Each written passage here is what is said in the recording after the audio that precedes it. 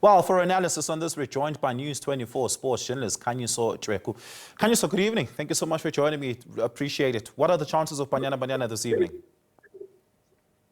Good evening, Olive, and good evening to the viewers. Look, it's a tricky one, South Africa only have themselves to blame. They lost an eminently winnable game against Tanzania and saved what was comfortably a difficult game in their second game. So the long and the short of it is that they're going to need a favour of fortune, so it's going to be tricky for them.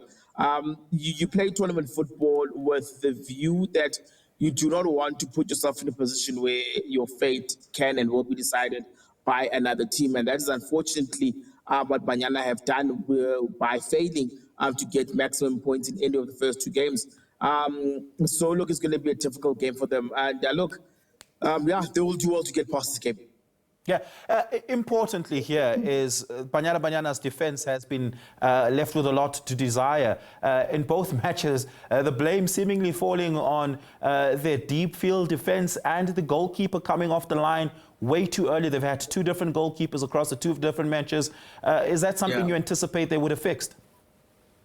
Yeah, look, I mean, you probably, in tournament football, those are things that kind of you try iron out instead of trying to have a wholehearted fix, because those are generally challenges that would have been identified before a tournament. And then if there are changes that need to be made, it's slight changes, not a wholesale personnel change. So, look, I mean, Banyana have put themselves in a difficult position with the fact that they've either tried to press a high line and it hasn't quite worked out, and they've been caught for pace. I think one of the bigger worries with Banyana in particular is that despite the quality of the personnel, they've been caught for pace at the tournament, which speaks to a team that has aged a fair bit, and which is a challenge because Desiree Ellis, the coach, has been speaking significantly regarding how she's wanted to blood new players. But I think from a pace perspective, Banyana have been caught lacking.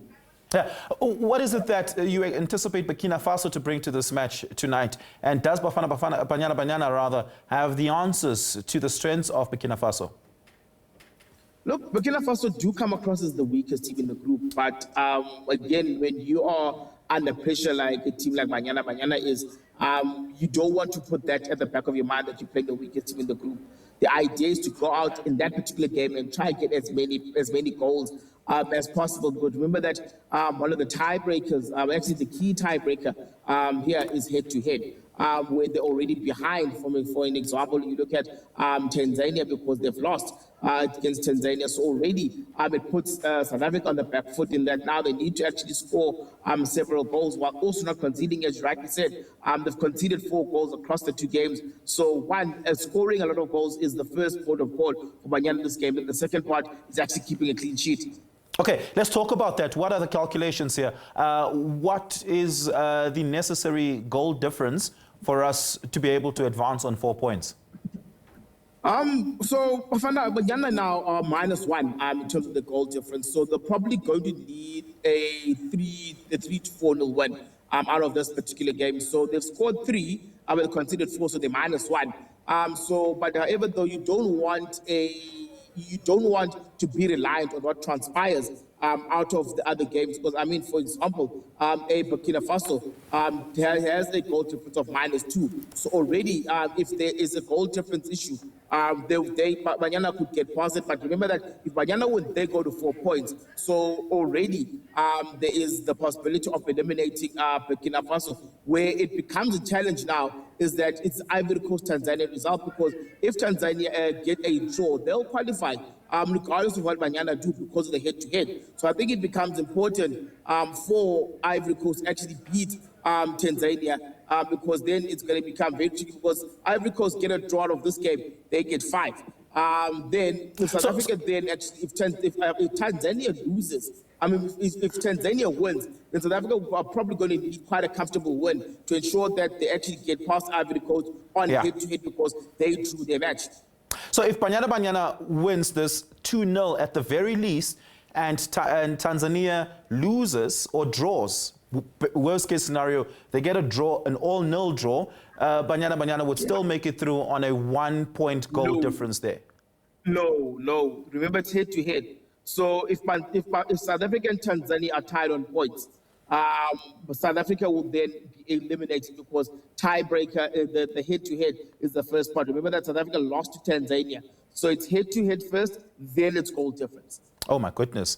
Well, that is going to require somewhat of a miracle there. And by what margin do we need Ivory Coast to win against Tanzania? I think anyone will do. Anyone will do. I think the key part is that South Africa just need to win and let Ivory Coast need to worry about itself.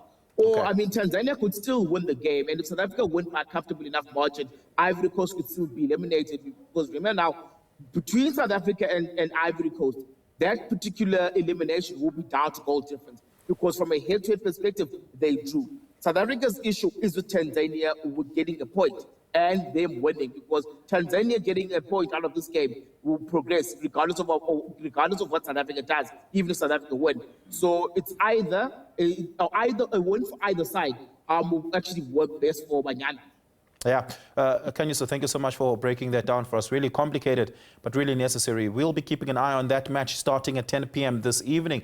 It's coming to you live on SABC Sport as well as on the SABC Plus app. So do download the SABC Plus app if you want to be able to catch that full match. But we will be giving you visuals here on the late edition. What you're seeing on your screen right now are live visuals of the ladies warming up ahead of that 10 p.m. kickoff time. We'll, throughout that match, be giving you some live visuals. But like I say, you can catch the full match on the SABC Plus app.